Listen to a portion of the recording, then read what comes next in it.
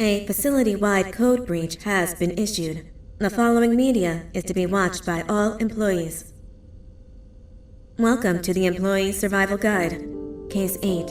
The spider. Keeping your limbs intact is our top priority. This is only achievable if you know what to do in the scenario of Case 8, breaching containment. Knowledge is your weapon. Step 1. Don't be a hero. Case 8 is stronger, faster, and more aggressive than you could ever hope to be. Don't try to fight Case 8. It won't end well for you. And remember, you won't look any better for your office crush as a mangled mess. If you suspect that Case 8 is stalking you, locate the nearest surface that you can hide under. Case 8 is highly agile and can attack from any angle, including above you. If hiding is not an option, cause as much noise as possible. Step 3. Contact the emergency services. At the first sign of Case 8's presence, contact the reclamation team. They will be immediately dispatched to your location. Step 4. Understand your liabilities. The safety of Case 8 is important to us. If you use lethal force against Case 8, in self-defense or otherwise, you will be obligated to compensate us as per your contract. The reclamation team is trained to handle breaches. Let them deal with it. You are encouraged to work in groups that are no smaller than 2. Employees discovered to have given up their co-workers' lives to save theirs will be harshly punished. Selfishness is the #1 enemy of a healthy work environment. And with that, we conclude this safety guide. Remember, keep a wider eye on the ceiling.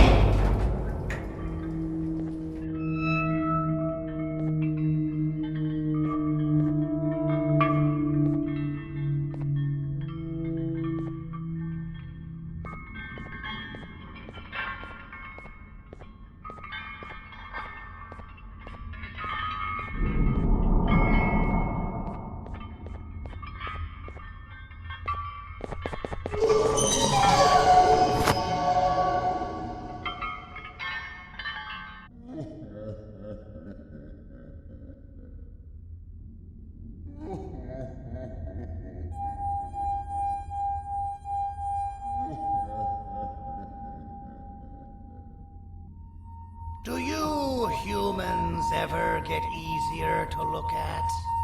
The limitations of your bodies disgust me. Grab me the scissors.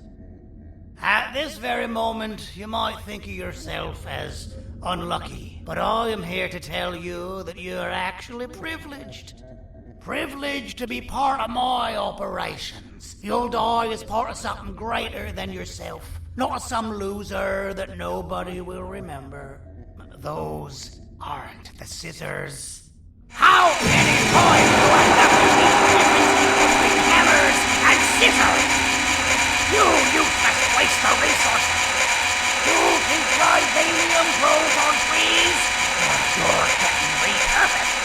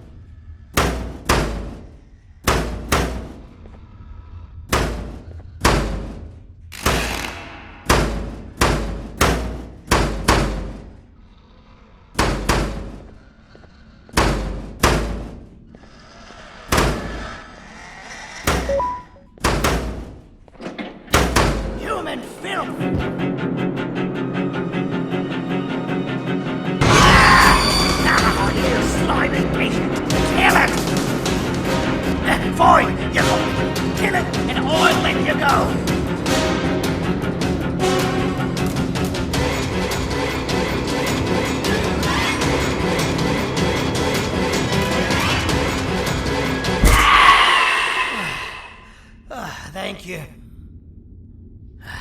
Don't worry. I'm a surgeon of my word. I won't hurt you. And not after saving me from your own doing. That said, the choice to volunteer for me will always be available. I implore you to consider the opportunity. In any case, we have much more important matters to discuss. Follow me. A friend of mine and yours filled me in on most of the action that happened on the floors above. They mentioned a nosy human parent being involved. Sound familiar? Listen, I was trusted with the final piece of the scepter, and I do not plan on breaking this trust. And to achieve that, I need your help. Look at the destruction around you. This was all done with an incomplete scepter, in a matter of seconds. A full scepter in the hands of Dadadu is the guaranteed death of all of us. Let's make sure it doesn't come to that. And luck might just be on our side. I imagine that at this point you're familiar with this green specimen of incredible size and strength drawn on the board. It attacked our city a few hours ago. Most likely because it's either too scared to stay in the dark, or because the naughty ones and Sir Dadadu aren't leaving it alone. And how are we lucky that we got attacked, you ask? My plan just happens to involve recapturing the green gorilla and using it to fight Sir Dadadu's army and reclaim the scepter to its rightful owners. Problem is, the green gorilla has vanished after the attack, and I've been trying to find it since. And it's too dumb for Dadadu's powers to work on it, so I'm not too concerned about that. It's just a matter of finding this beast, imprisoning it, and releasing it when the time is right. Oh, that reminds me. I have just a thing for you. Let's see what my assistants have prepared for us, shall we?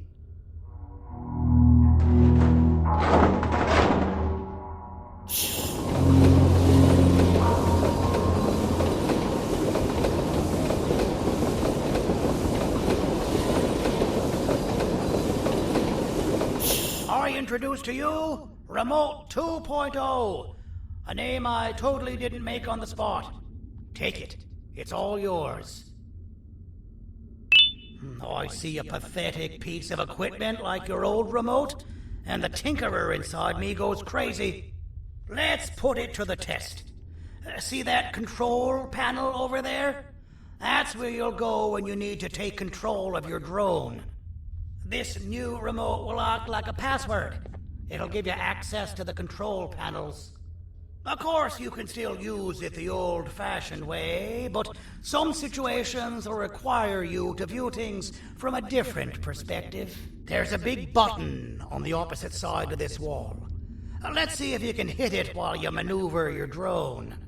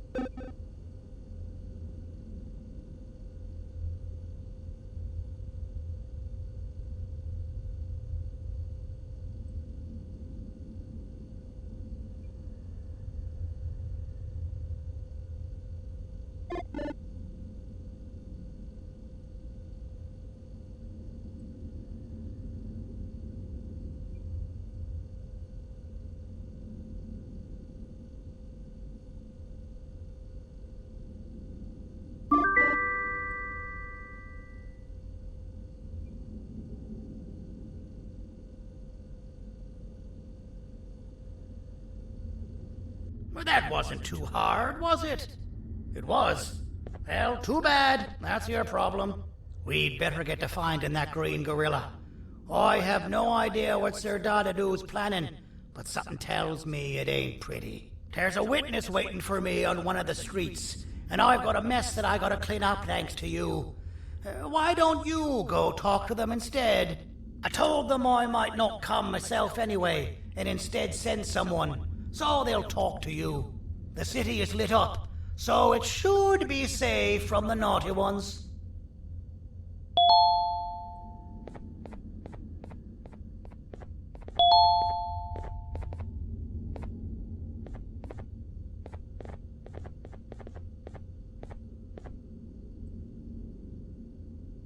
You should have seen Dadadoo in his prime.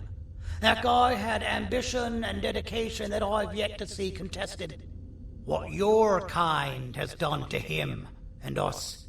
It forced him to dedicate all that potential to try and eradicate those that created him. Now, to ease your nerves, I don't think he's after you. He's after those that betrayed him, which includes me. If only we weren't such cowards when we were caught and actually stood by him, maybe we would have been victorious. The scepter was first given to the Queen as some meaningless prop, to help her settle better into her role, you know? All those extra features, like being able to take control of the brain component of those around you, is the work of a very talented surgeon and technician who is too humble to name himself. When the heart-shaped end of the scepter touches a Givanium-based body, the scepter acts as a vessel and transfers and prints a genetic code of the scepter holder into the receiver's brain component. This allows these bodies to receive commands only from whoever takes control of it. Now, we don't all have a transferable genetic code, but Sir Dadadoo and the Queen do. Now, wait, this is confidential information. I cannot tell you any more. Our mutual friend told me that Sir Dadadoo escaped because Bittergiggle made the Queen laugh. Next time you see him, you tell him his jokes suck. That's how you really hurt him. I recall asking you to find Jumbo Josh, not stand here and make friends with me.